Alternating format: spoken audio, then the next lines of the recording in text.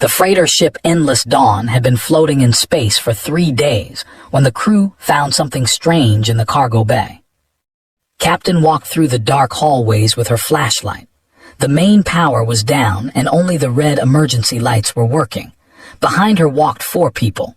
Was her second in command, a tall man with serious eyes. Was the ship doctor, always carrying her medical tablet. Minyu was the engineer who kept the ship running, and was the youngest, a 23-year-old girl who handled all the radio communications. They had been answering a distress signal from a small transport ship. When they arrived, the ship was empty. No crew, no bodies, just one thing left behind in the cargo hold. An egg. It sat in the middle of the floor, surrounded by broken crates and scattered supplies. The egg was huge, almost as big as a small refrigerator. Its shell was black, so black that it seemed to eat the light from their flashlights, and it was cracked. Thin lines spread across its surface like a spider web, and something inside was moving. Grab's arm, his face was pale. "Captain, that is an egg," he said. His voice was very quiet, like he was afraid the thing inside might hear him. "We need to throw it into space, right now." Looked at the egg. She had heard stories about everyone in the galaxy had heard stories. They were monsters, predators. They could grow as big as small ships, with claws that could cut through metal and teeth that could crush bones like paper. The Galactic Coalition had been fighting them for 100 years. Was reading information on her tablet. Her hands were shaking a little. "Our Class 7 predators," she said. "The most dangerous rating possible. A full-grown adult can tear through the walls of a battleship. They are born hungry, Captain. They come out of the egg ready to kill." Minyu stepped backward away from the egg. "We should shoot it," he said. "Shoot it and then throw it into space. I am not dying because of some monster egg." Said nothing. She was standing behind everyone else, her eyes wide with fear. Walked closer to the egg. Everyone told her to stop. Everyone said it was dangerous, but she did not listen. She kneeled down next to the egg and put her hand on the shell. It was warm, very warm. The cargo bay was freezing cold because the heating system was broken, but the egg was warm like a living thing. And then she felt it, a vibration. Something inside was moving, struggling, trying to break free. "It is dying," said softly. "Good," Minyu replied. "One less monster in the universe." Did not move. She kept her hand on the egg and thought about her childhood. She had grown up on a farming colony far from the center of the galaxy. It was a small planet with big storms and hard soil. Her grandmother had raised her there, and her grandmother had been a special kind of person. She took care of animals that nobody else wanted, dangerous animals, animals that other farmers would kill on sight. There was a creature called a ridgeback that had poison in its tail. Her grandmother had kept one as a pet for 15 years. There was a stone cat that could break bones with one bite. Her grandmother had trained it to guard their farm. And once, a young crater wolf had wandered onto their land. It was starving, half dead, covered in wounds. Everyone in the village said to kill it. Crater wolves were man-eaters. They attacked children. Her grandmother had nursed that wolf back to health. She had fed it, cleaned its wounds, and talked to it every day in a soft voice.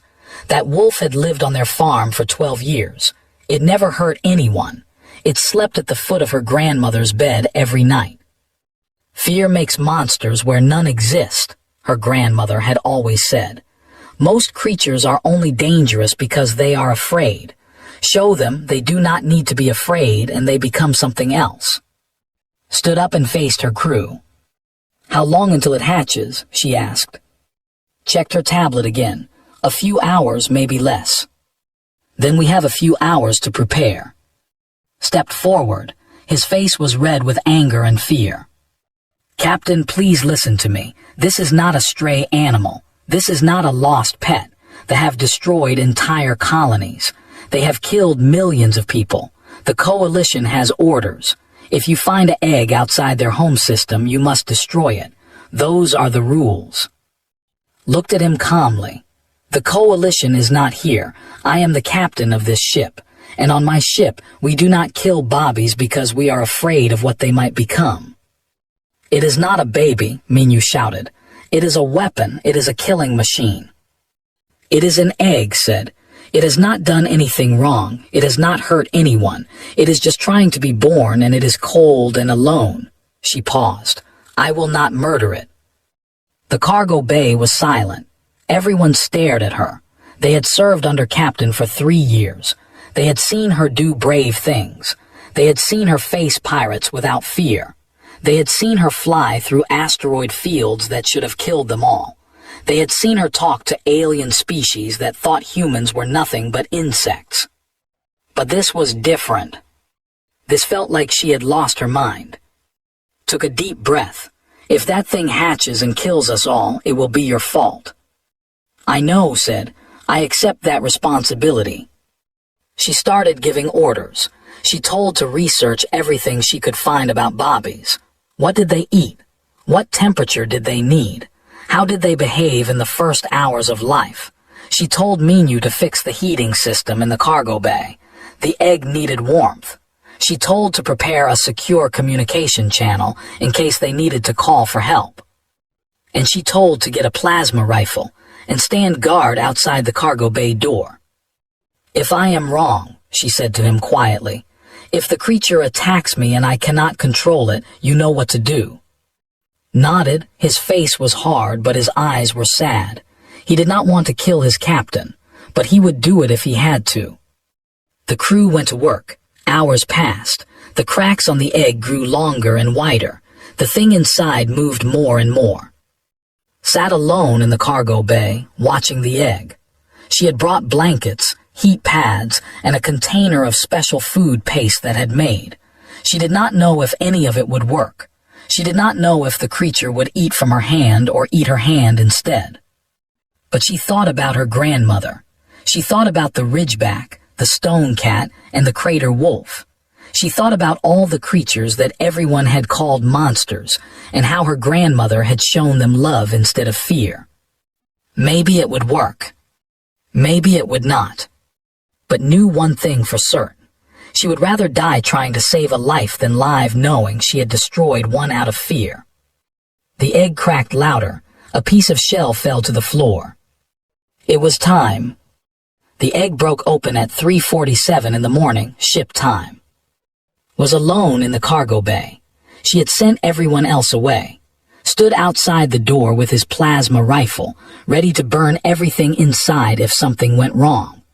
The rest of the crew watched through the security cameras, their fingers hovering over the button that would open the cargo bay doors and throw everything into space. The emergency lights painted everything red. The heating system was working now, but the air still felt cold and heavy. Sat on the floor with her back against a metal crate, waiting. She had been waiting for 6 hours. The first crack had appeared an hour ago, then another, then another. Now the whole top of the egg was breaking apart, pieces of black shell falling onto the floor like broken glass. Something moved inside, saw a flash of dark purple. She heard a wet scraping sound, then a small head pushed through the opening. The hatchling was not what she expected. In all the pictures and videos she had seen were huge and terrifying. They had teeth as long as swords and claws that could cut through anything. Their eyes were empty and cold, like the eyes of a machine built only for killing. But this creature was small, very small.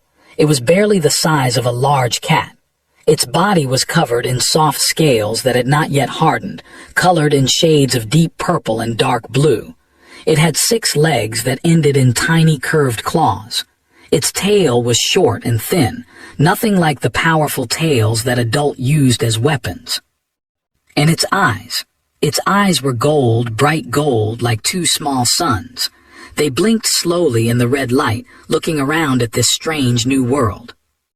The hatchling pulled itself out of the egg and fell onto the floor. It landed badly, its legs tangling together. It tried to stand but fell again. A thin, high sound came from its throat, not a roar, not a growl. A cry, like a baby crying for its mother.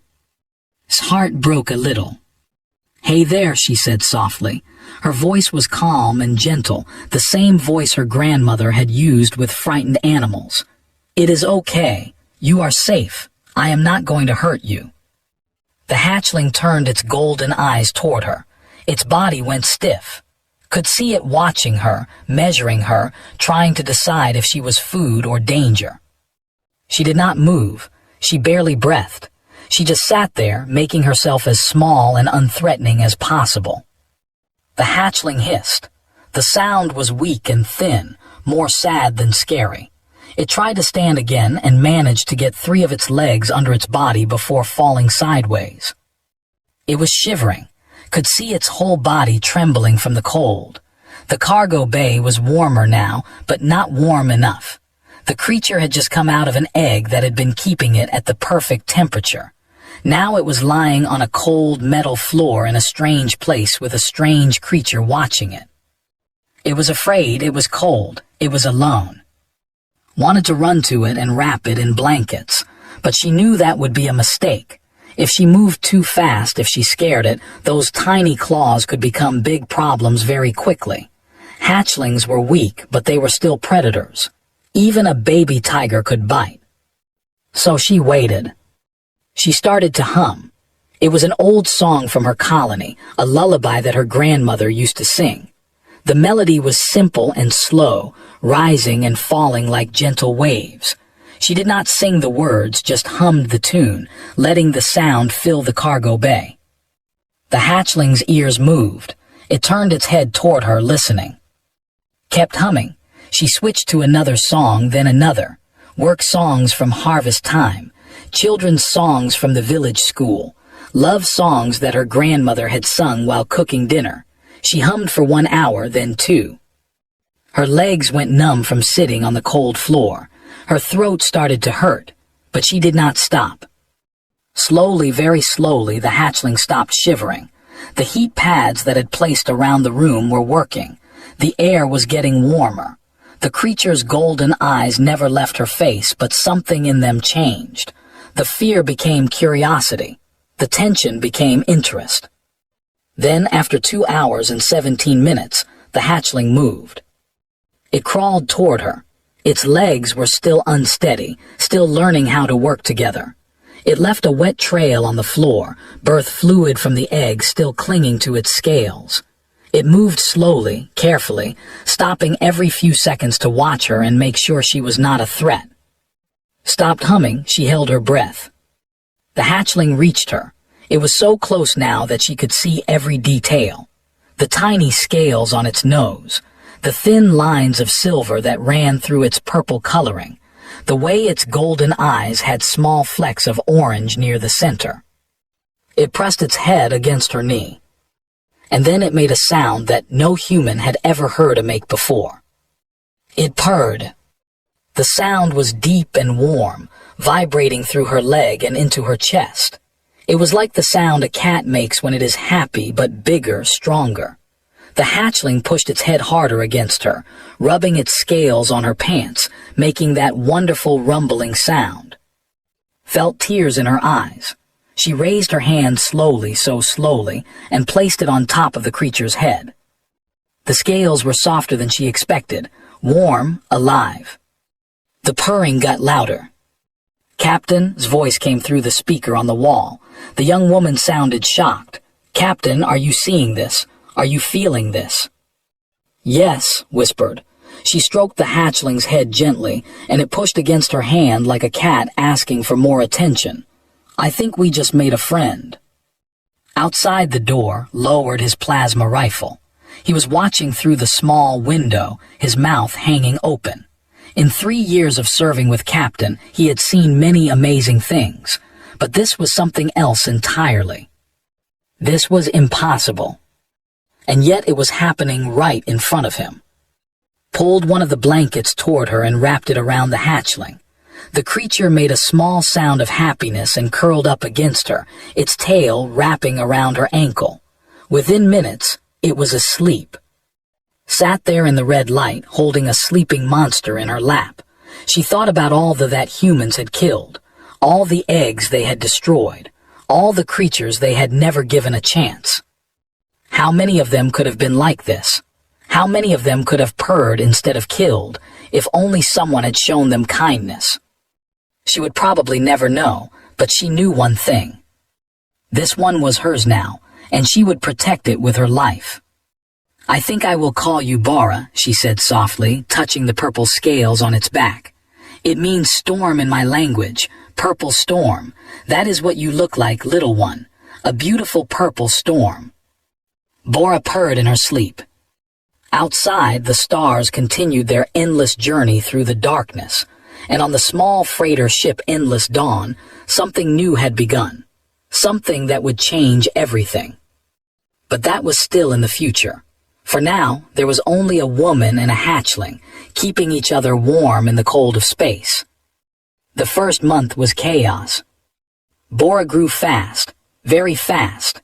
In the first week, she was the size of a medium dog. By the end of the month, she was as big as a large wolf, with scales that had hardened into sharp edges and claws that could scratch metal. She was also a disaster. In the first week alone, she broke through 3 walls. She did not mean to do it. She was just playing, running through the ship, chasing the small ball that had made for her. But she did not understand her own strength. She would run into a wall and suddenly there would be a hole in it. Minyu spent most of his time fixing things that Bora had broken. He complained constantly, but noticed that he always kept treats in his pocket for the hatchling. Bora also destroyed several pieces of clothing. She liked soft things. She liked to rub against them, roll on them, and sometimes tear them apart. Lost 2 shirts. Lost her favorite jacket. Lost a pair of shoes that Bora had apparently decided were toys. But the biggest problems came from Bora's hunting instincts. Were predators. It was in their blood, in their bones, in every part of their being. They were born to hunt. And even though Bora was being raised by humans, even though she had never seen another in her life, those instincts were still there.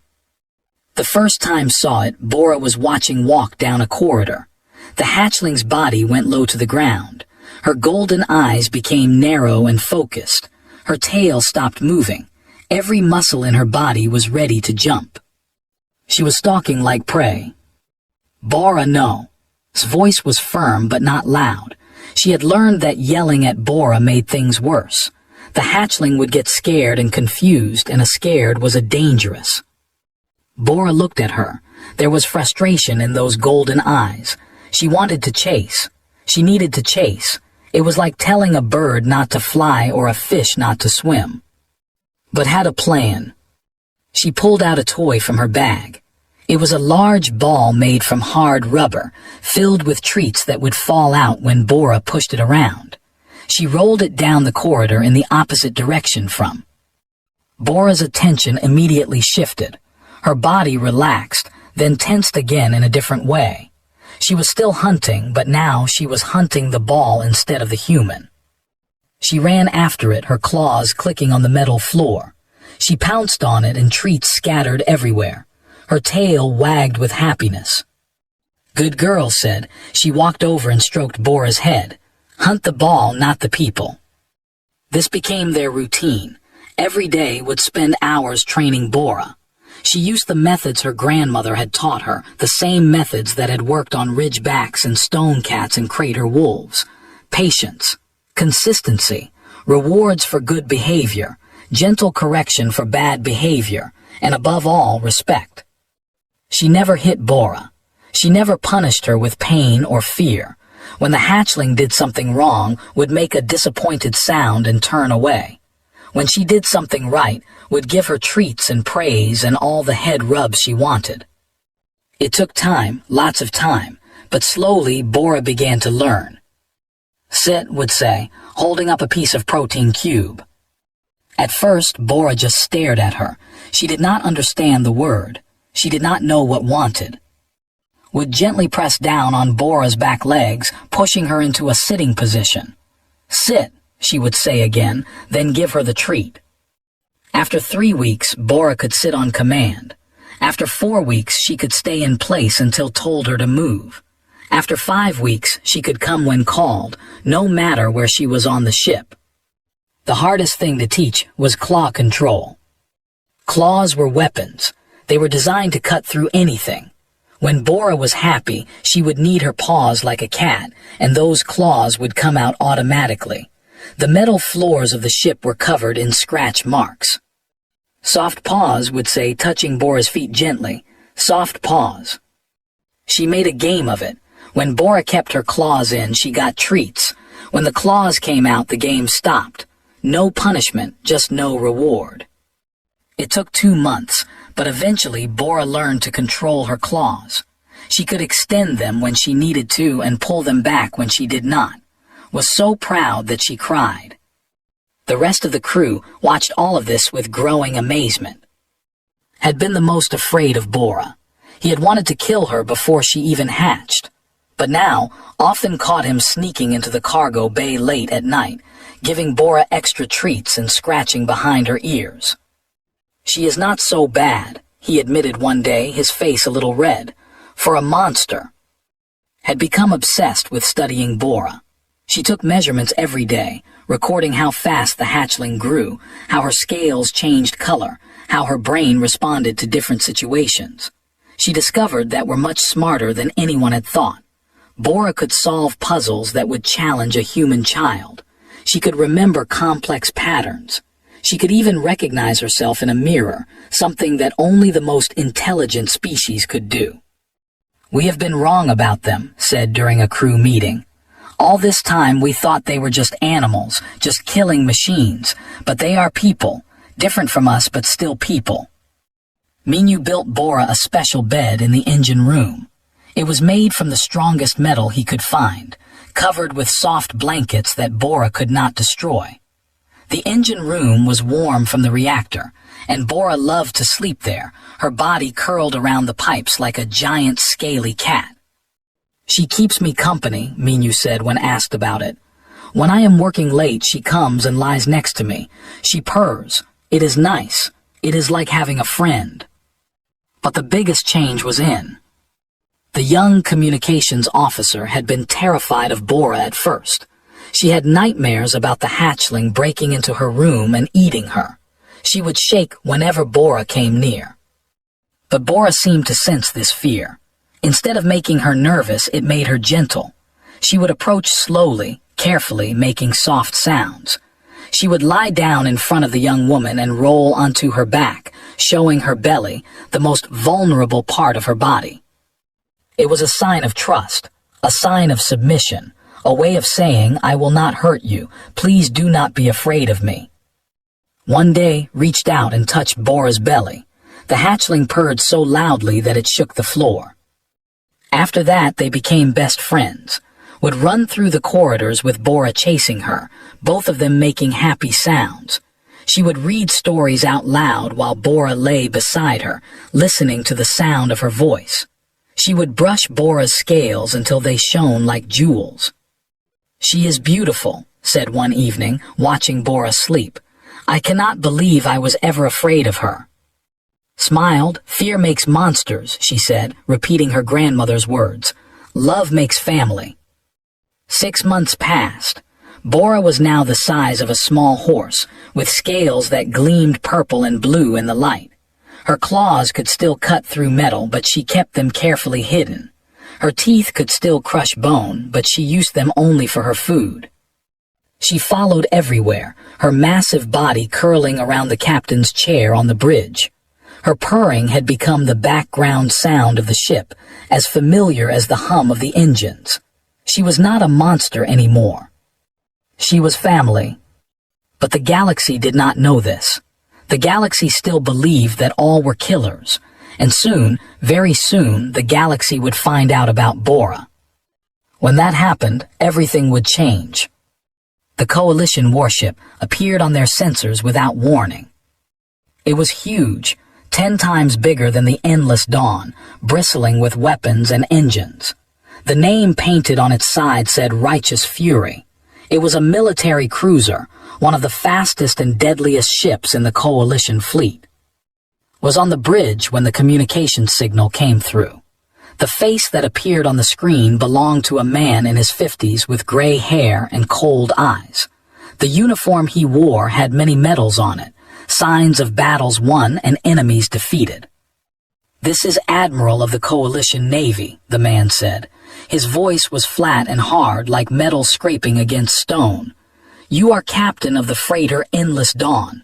Is that correct?" Felt her stomach drop. Beside her, Bora made a low rumbling sound. The hatchling could sense her fear. She could always sense emotions. "That is correct," replied, keeping her voice steady. "How can I help you, Admiral?" The Admiral did not smile. 6 months ago, a cargo ship went missing in this sector. We found its wreckage 3 days ago. The cargo manifest mentioned an egg being transported for scientific study. He paused. "The egg was not in the wreckage. We have been tracking your ship ever since you left the area." Said nothing. There was nothing to say. "You have on your ship," continued. "You are in violation of 17 coalition laws. The penalty for harboring a Class 7 hostile organism is death." His cold eyes narrowed. "You will surrender the creature for immediate termination, or your ship will be impounded and your crew arrested." Behind, she heard gasp. Minyu cursed it under his breath. His hand moved toward his weapon, though there was nothing he could do against a warship. Bora pressed closer to Sleg, her golden eyes fixed on the screen. She could not understand the words, but she understood the threat. Her body was tense, ready to fight, ready to protect her family. Took a deep breath. "The creature has a name," she said calmly. "Her name is Bora, and she is not hostile." For the first time, something changed in the Admiral's face. Surprise, confusion, maybe even curiosity. "Captain, I have been fighting them for 30 years. I have seen what they can do. I lost 37 crew members to a juvenile that escaped from a cage on Outpost 7. That creature was half the age of yours, and it killed everyone on an entire deck before we could stop it." He leaned forward. "These things are born killers. It is in their nature." "That creature was captured," replied. "It was caged, it was probably tortured, it was scared and alone and surrounded by enemies." She put her hand on Bora's head and the hatchling's body relaxed slightly. Bora was raised with patience and love. She has never been caged. She has never been hurt. She does not see us as enemies. She sees us as family.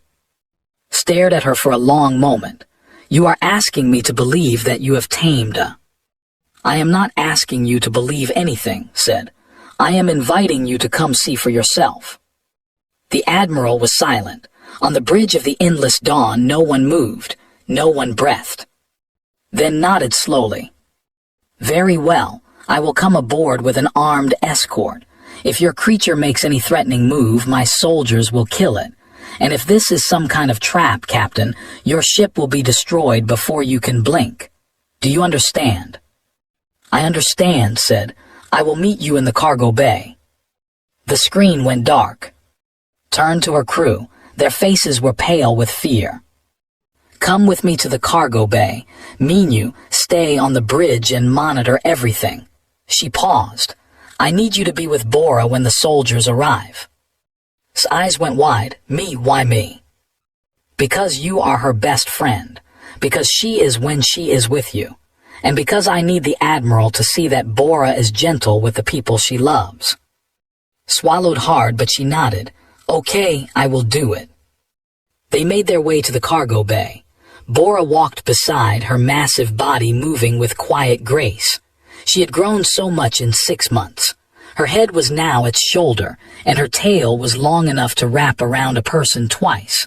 Her scales were thick and hard, gleaming like armor. But when she looked at her, golden eyes were soft, trusting, full of love. "Listen to me," Bora said quietly. "Some people are coming. They are going to be scared of you. They might point weapons at you, but I need you to be calm. I need you to show them that you are not a monster. Can you do that for me?" Bora made a low sound and pressed her head against his shoulder. She did not understand all the words, but she understood the feeling behind them. The Admiral's shuttle arrived 10 minutes later. The cargo bay doors opened and walked in with 6 soldiers behind him. They all carried heavy weapons pointed directly at Bora. The hatchling's body tensed. Her claws started to come out.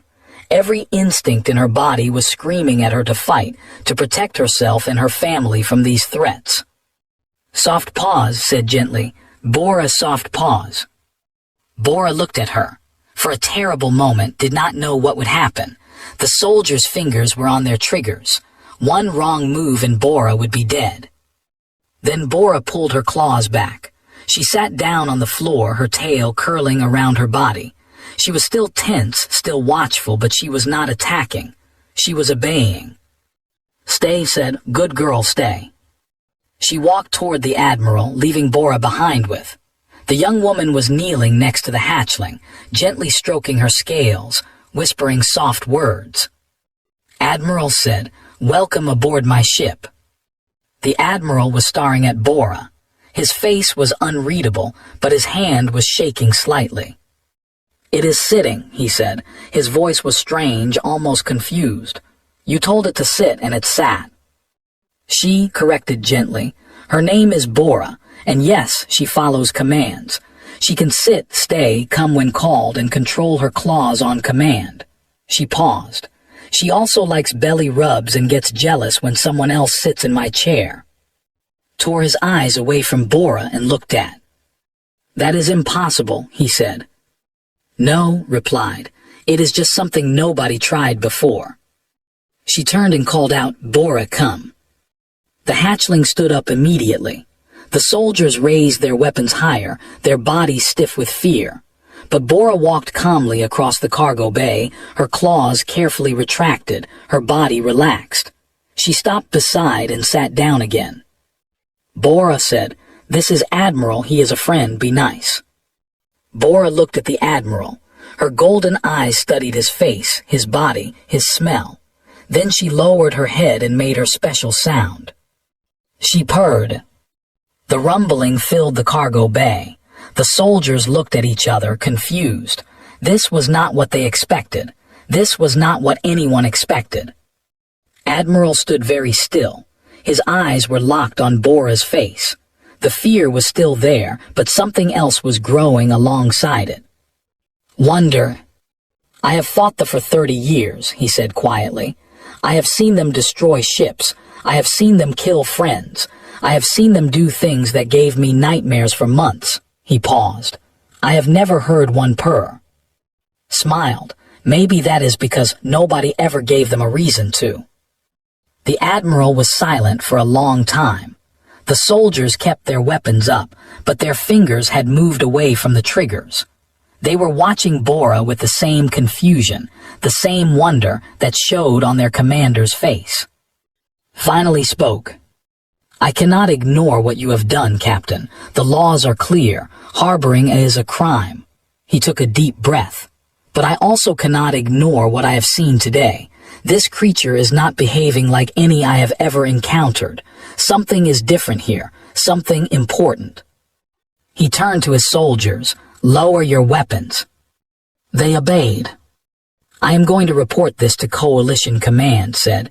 "They will decide what happens next. It might be a trial, it might be worse." He looked at Bora again, and something in his face softened just a little. "But I will tell them the truth about what I saw here. That sits when commanded. That purrs. That looks at its human with love." He met's eyes.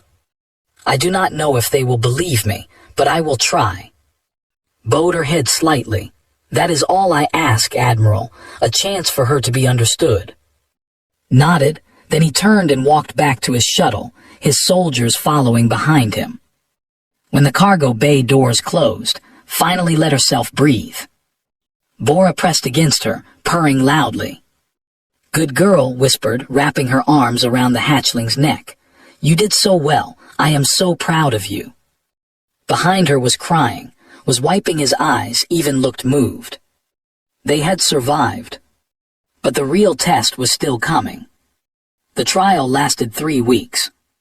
Captain stood in the great hall of the Coalition Council, facing 12 of the most powerful leaders in the galaxy. They sat behind a long curved table looking down at her with serious faces.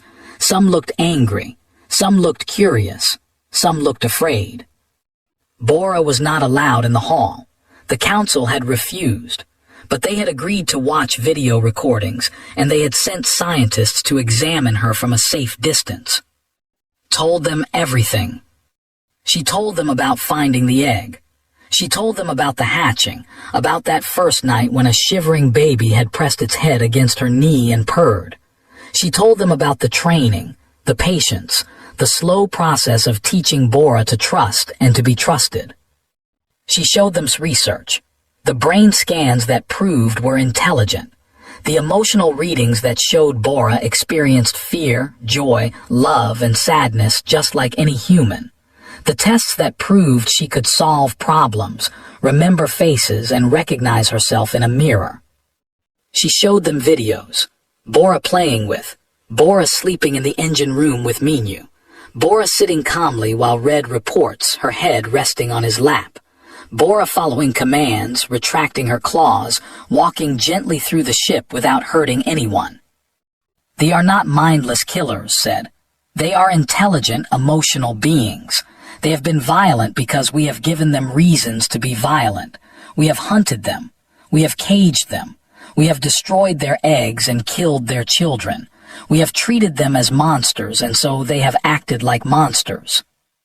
She paused and looked at each council member in turn. But Bora has never been treated as a monster.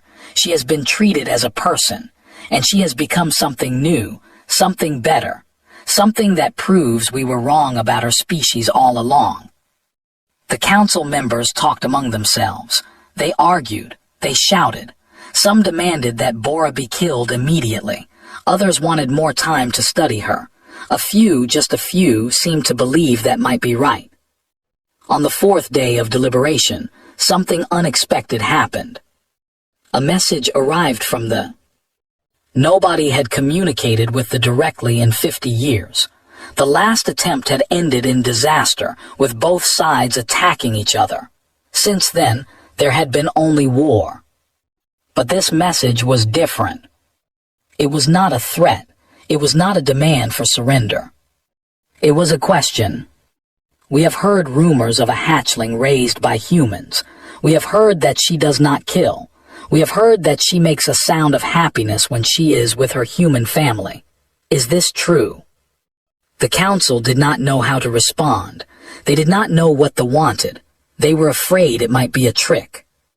But asked permission to answer. Let me talk to them, she said. Let me show them Bora. Let me prove that peace is possible. After much debate, the council agreed. The communication link was established. Sat in front of a screen while, somewhere across the galaxy, a leader watched and listened. The creature was old and with scales that had turned gray from age. Its golden eyes were tired and sad. I am elder, the said. Its voice was deep and rough, translated by machines into words could understand. I have lived for 200 years. I have fought in more wars than I can count. I have lost children, great to human weapons. Nodded, and humans have lost millions to attacks. Both our peoples have suffered. Yes, was silent for a moment. When our hatchlings are taken by humans, they are put in cages. They are studied. They are hurt. When they fight back, you call them monsters. When they die, you call it justice. I know, said softly, and I am sorry. Stared at her through the screen. You found an egg. You could have destroyed it like all the others. Why did you not? Thought about her grandmother, about the ridgeback and the stone cat and the crater wolf, about all the creatures that everyone else had called dangerous, and how one old woman had shown them love instead of fear. Because she had not done anything wrong, said. She was just a baby. She deserved a chance. And now, after 6 months, is she the monster that everyone expected? Smiled, would you like to see for yourself? She turned the screen so that it showed the room behind her. Bora was there, lying on a large cushion that Minyu had made for her, sat beside her, brushing her scales. When Bora saw the screen, she lifted her head and made a curious sound. Bora called, "Come." The hatchling stood and walked toward the screen. Her movements were graceful and controlled. Her claws were hidden. Her golden eyes were bright and curious. She looked at the image of and tilted her head. Then she purred. On the other side of the galaxy, Elder made a sound that the translator could not handle. It might have been surprise. It might have been disbelief. It might have been something else entirely. "She purrs," said finally. "Our hatchlings purr when they are happy and safe, when they feel loved. I have not heard that sound from a young one in so many years." "She is happy," said. "She is loved. She has a family." It was quiet for a long time. When the old spoke again, there was something different in its voice, something that might have been hope. "For 200 years, we have believed that humans could never see us as anything but enemies, that you would always hunt us, cage us, kill us. We have fought because we thought we had no other choice." The golden eyes met through the screen. "Perhaps we were wrong." The trial ended 5 days later. The Council's decision shocked the galaxy. Bora was classified as a protected individual under Coalition law. She was the first ever given that status. She was no longer considered a dangerous animal.